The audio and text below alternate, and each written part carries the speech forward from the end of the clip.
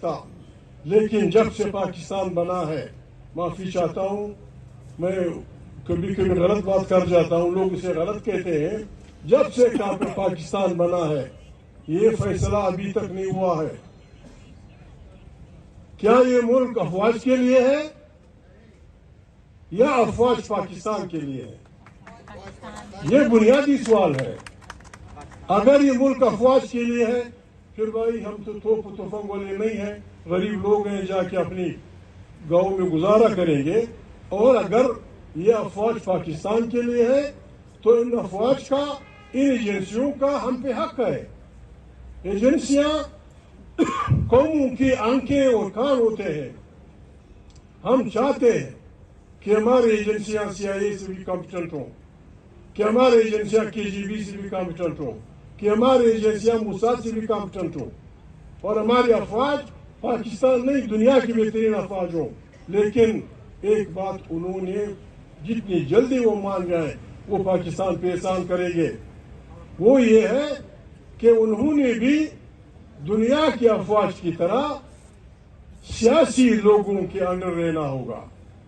یہ ملک نہیں چل سکتا، میں دعوے سے کہتا ہوں یہ ملک نہیں چل سکتا، یہ ملک نہیں بچ سکتا جب تک الیکٹڈ پارلیمنٹ طاقت کا سرچشمہ نہیں ہوگی۔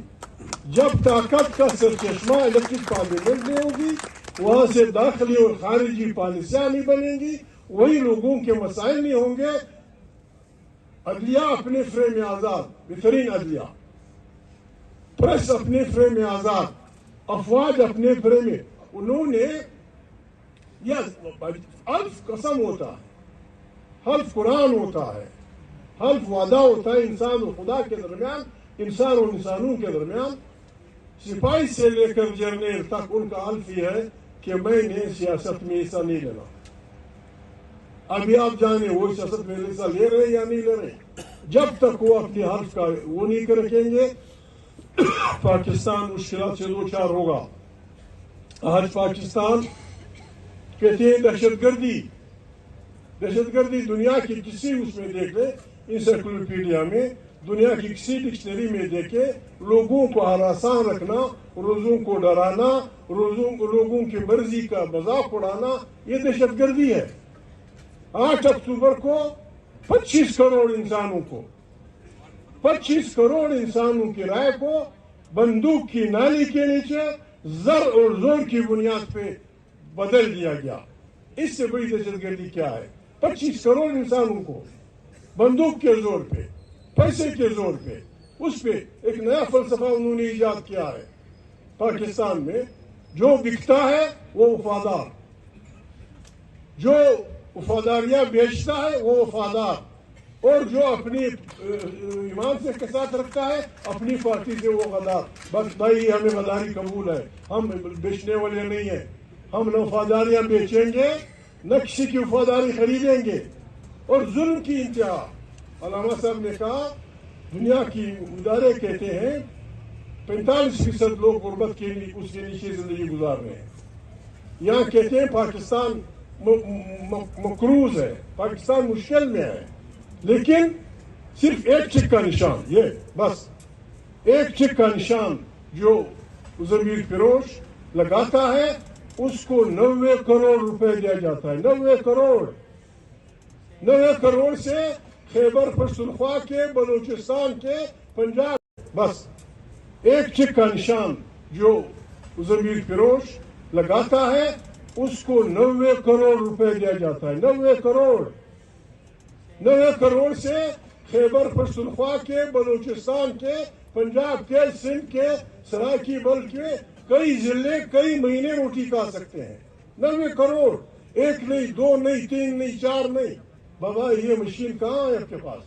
پرنٹنگ مشین، کہ وفاداریاں بیچنے والوں کو تم 90 کروڑ روپے دیتے ہو، اور جو وفاداریاں نہیں بیچتے ان کے ساتھ جو رویہ ہے، معافی چاہتا ہوں، یا میری بہنیں بیٹی ہیں یا ہمارے بچے بیٹھے ہیں، ڈی چوک میں کیا ہو رہا تھا؟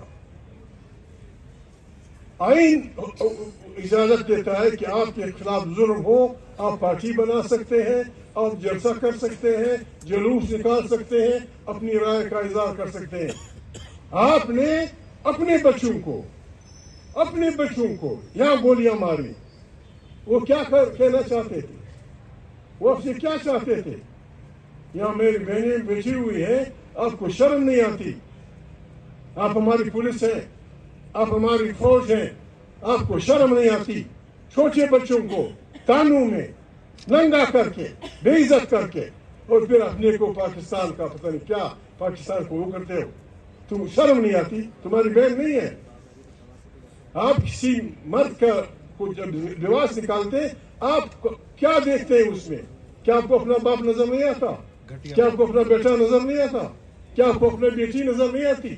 باعزت باوقار شریف عورتوں کو جس انداز میں جس انداز میں بھی عزت کیا گیا، اس پہ بھی ہم خاموش رہے؟ جو پاکستانی اس ظلم پہ خاموش رہتا ہے وہ نہ مسلمان ہے نہ پاکستانی ہے، نہ مسلمان ہے نہ پاکستانی ہے۔ کس قسم کے تم انسان ہے؟ چھوٹے چھوٹے بچوں کو گولیاں ماری جاتی ہیں، باعزت عورتوں کو گھروں میں بے عزت کیا جاتا ہے، تھانوں میں ان کو میں جذباتی آدمی نہیں ہوں، یعنی اگر اس ملک پہ خدا نخواستہ ایک خارجی ملک قابض ہوتا، اسے یہی کرنا تھا۔ وہ کیا کرنا تھا؟ اگر خارجی ملک ہوتا، خارجی افواج ہوتی، انہوں نے ہمیں قبضہ کیا ہوتا تو یہی کرتا ہمارے ساتھ۔ وہ کیا کرتا؟ کیا کبھی اپنی دیکھا ہے؟ عمران خان جیل میں ہے، دنیا کا قانون ہے، دنیا کا بدترین قاتل، اگر اس نے سینکڑوں ہزاروں لوگوں کو مار دیا ہو، اگر اس نے سینکڑوں بینکوں کو لوٹا ہو، اگر وہ بہت بڑا وہ ہو، اس کی ملاقات پہ پابندی نہیں ہے دنیا میں کہیں بھی۔ ایک آدمی جس کو اپنے وزیر اعظم بنایا اور جو کروڑوں انسانوں کا نمائندہ ہے، اس کی پابندی لگاتے ہیں، اور پھر آپ پتہ نہیں یہ بھی لکھتے ہیں کہ آپ، میں معافی چاہتا ہوں، 8 فروری کے دن ہم نے ایک کام مہربانی کرنی ہے، یہ نہیں کہ ہم وہ نہیں ہے، ہم نے 8 فروری کے دن نہ کسی کو گالی دینی ہے، نہ کسی کو پتھر مارنا ہے، نہ کسی کے خلاف وہ کرنا ہے۔ جو جس علاقے کا رہنے والا ہے، بنو کا آدمی یہاں بیٹھا ہوا ہے، کوئٹہ کا آدمی بیٹھا ہوگا، سکر کا ہوگا، کہاں کا ہوگا، ہم نے بہت پہلے کرنا چاہیے تھا، ہم کر چکے ہیں۔ ہم نے یہ کرنا ہے، اپنے دکاندار کے پاس جانا ہے کہ بھائی نہ آپ سے میں چندہ مانگنے آئے، نہ آپ سے ہم یہ کہنے آئے کہ لوگوں کو پتھر مارو، نہ آپ سے یہ مانگنے آئے کہ یہ کو گولی مارو۔